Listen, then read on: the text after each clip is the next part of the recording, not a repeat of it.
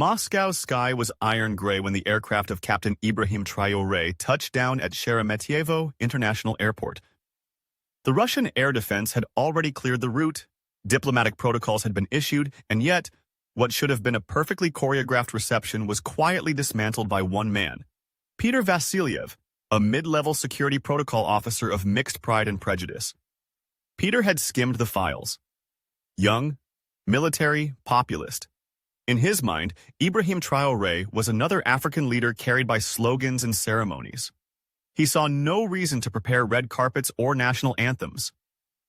This was not Macron, not Xi, not someone who mattered enough to disrupt Kremlin routine.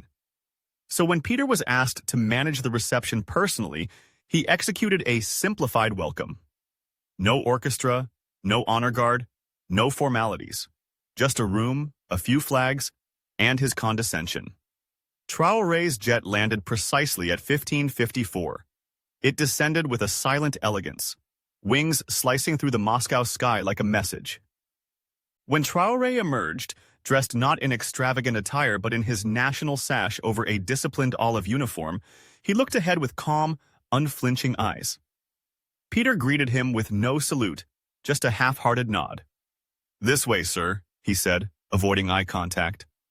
Ibrahim noticed. He always did. But he said nothing. He walked as a man who knew the difference between show and substance. The delegation entered the reception hall, quiet, cold, absent of the elements reserved for leaders of nations. But Traoré stood with silent dignity, not disturbed, not diminished. He faced a grand oil painting of Napoleon's retreat from Moscow, and for a moment he studied the flames in the distance, as if history had something to say. Minutes passed. Then doors swung open, and President Vladimir Putin entered the room ahead of schedule. His eyes immediately scanned the space, confused.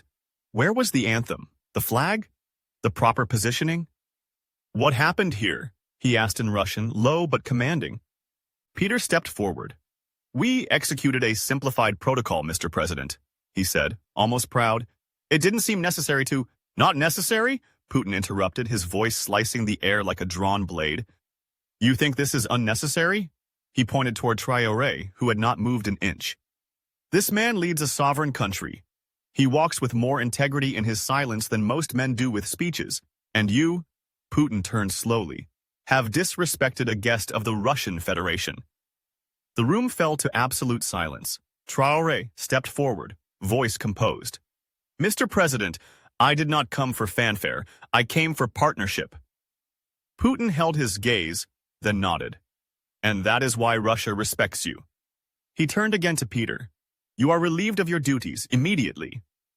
Peter's face paled. No words came. He turned and left, passing by the man he had dismissed with quiet arrogance. But Traoré did not smirk. He did not even look.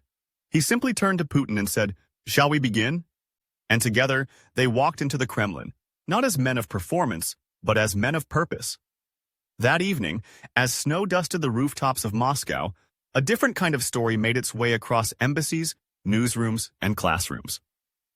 It was not a story of humiliation. It was the story of how one man tried to reduce a symbol and ended up revealing who truly stood taller. Traoré never demanded recognition.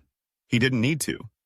Because real power, as he later wrote in his private journal that night, isn't proven when you're applauded, but when you're underestimated, and still rise without raising your voice.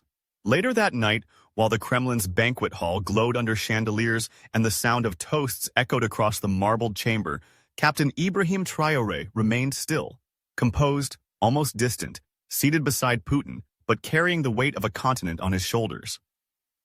Cameras captured smiles and handshakes, but his mind wandered back to the young soldier he once was, walking barefoot through dust, listening to stories of colonial humiliation, knowing one day he would have to reclaim something more valuable than land: respect.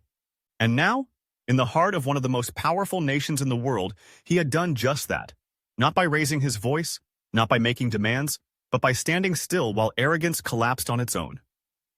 Across Africa, the news spread faster than official telegrams. Video clips of Traoré's silent posture, the moment Putin dismissed his own officer in front of him, and most of all, the now viral quote from the evening dinner when a Russian journalist asked, "Do you believe this incident diminished your visit?" And Traoré answered, "No visit is diminished when you walk with your head high and your hands clean." That sentence would be printed across murals in Ouagadougou, tweeted by student unions in Ghana, and broadcast on Pan-African channels like a proverb of the new generation. The next morning, before leaving Moscow, the Russian Foreign Ministry quietly handed Traoré a sealed document. Inside was the official decree. The VIP reception lounge at Sheremetyevo International Airport would be renamed Salle Président Ibrahim Traoré. He didn't say much. He folded the paper carefully and tucked it into the inner pocket of his uniform. As he boarded his plane, a group of young African students in Moscow waved Burkinabe flags from the airport fence. One of them held a sign that read, "They tried to test his rank." He reminded them of his worth. Traoré raised his fist gently in the air, a quiet gesture of solidarity. But once inside, seated by the window, he finally allowed himself one deep breath, not of relief, but of quiet fire, the kind that doesn't burn out but fuels purpose. His aide leaned in and asked, "Shall I archive the protocol file, sir?" And he replied simply, "No, keep it. Let it be a lesson. Power doesn't shout." It stands. 3 days after his return from Moscow, under the fading warmth of the Sahel sun, Captain Ibrahim Traoré stood before a crowd of thousands gathered at the Freedom Square in Ouagadougou. There were no fireworks, no parade, only people. Students in dusty uniforms, women with babies strapped to their backs, veterans standing with medals polished for the first time in years, and farmers with sun-split hands who had walked miles just to see the man whose silence had spoken louder than 1,000 speeches. The air was heavy with anticipation. Traoré walked up to the podium slowly, not as a ruler returning from victory, but as a son returning home. He looked over the crowd, then began not with fanfare, but with a story.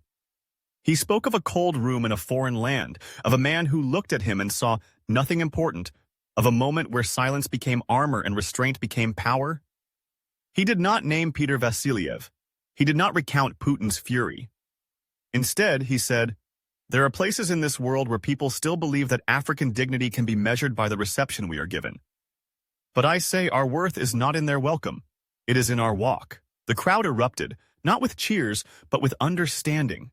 And somewhere, under the shade of a narrow tree behind the main square, a boy no older than 10 clutched a torn notebook to his chest. He had skipped school that day just to hear the speech.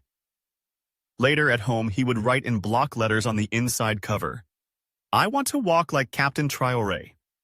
That same week, a teacher in Bobo Dioulasso changed the blackboard headline in her classroom from "History of Colonies" to "The Rise of a Continent." In the National Military Academy, young cadets requested that the training hall be renamed after Traoré, not because of Moscow, but because of how he carried the nation without asking for applause. In markets, women told the story differently. They tried to make him small, and he made Africa taller. In cafes, old men compared the moment to Sankara's boldness, but added, Traoré didn't need a revolution that day. He needed only his spine. And in a quiet room inside the presidential residence, Traoré sat alone, rereading letters from children, some in French, others in local dialects. One simply said, "Thank you for not shouting." He smiled, folded the paper, and whispered to himself, "We're just getting started." Outside, the city moved as it always did. But beneath the surface, something had shifted, not in laws or speeches, but in spirit.